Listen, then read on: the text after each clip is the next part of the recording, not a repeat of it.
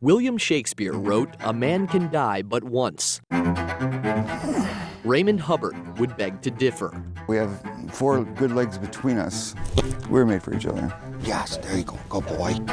The way Raymond sees it, he's died twice already. I was one of 2 casualties during our unit's tour. Flashback to July 4, 2006. Specialist Hubbard of the Wisconsin National Guard was in Iraq, just a few weeks from coming home when he left his guard shack. I had went out there that day because we flipped a coin. That flip meant he was out in the open when an enemy rocket blew up 20 feet in front of him. The doctor had his hand in my neck telling me to keep on talking to him because I no longer had a pulse. Shrapnel tore apart his body, took away his leg, and left Raymond in a coma. I had thought that I had died. I thought that I had floated over the funeral home in Delvin, Wisconsin. Instead, life would not be that simple. Back home in Walworth County, he spiraled downward from morphine and Oxycontin to heroin and an overdose. I guess the next day I woke up with tubes down my throat and handcuffed to the bed. A decorated soldier, stripped bare. For the pain to be as such that I didn't care anymore about my legacy, that was a revelation. Yeah. Some of life's scars are impossible to ignore. Yep. Other wounds, just as deep, lie below the surface. This tattoo says healing, because I'll always be healing, but I'll never be healed. Carissa DiPietro's battles began the moment she joined the Army. My purpose now is to tell my rape story. You know, I was raped by my recruiter. That man promised to make her life at Fort Bragg a living hell. Teddy, you ready? But a few years later, a meeting with her lieutenant colonel was far worse. My daughter, Ashley, was killed. They didn't have all the details yet. Carissa's ex-husband had beaten their 5-year-old girl to death. And he picked her up and he threw her in the bedroom. She hit her side on the bedpost. And that's when she slowly started passing away. She cried at the funeral and cried after the trial. And then the tears stopped for years after that. I'd go to the cemetery, I'm like, okay, cry. Cry, you're supposed to feel bad. And then I'd hate myself for not crying. Crippled by a grief she could not express, Carissa barely left her room. My kids wanted to spend time with me. They'd eat dinner in bed with me.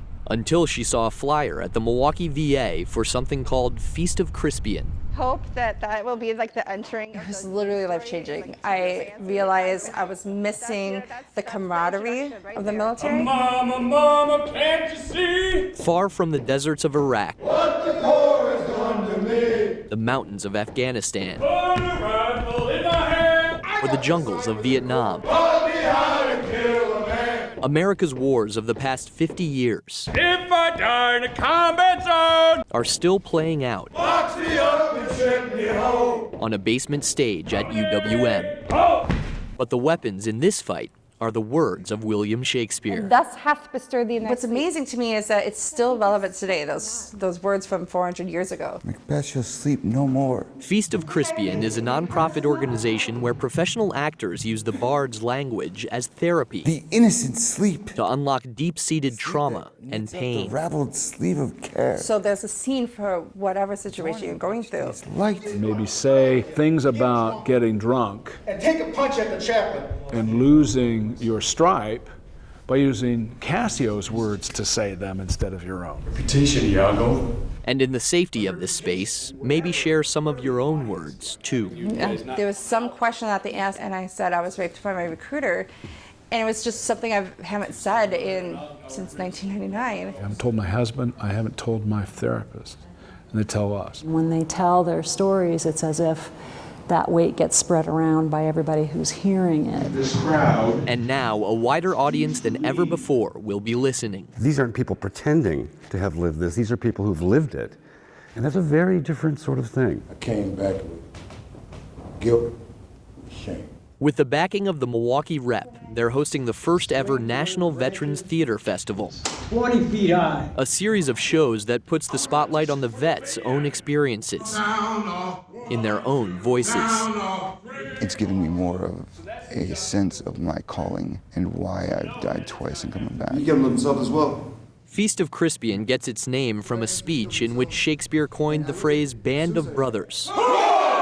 In wartime, you're fighting for the person to your right and left. They just, There are still battles to be fought. in order to take that away. I'm on that stage for all those others on stage with me. I carry with me the women who were raped by the same man after me, and Demons to face. that we got no justice. I have a friend that says every veteran needs a platoon, and every platoon needs a mission, and I didn't have any of that. And with Feast Crispian, I found that. But at the end of this mission, there is only acceptance and applause.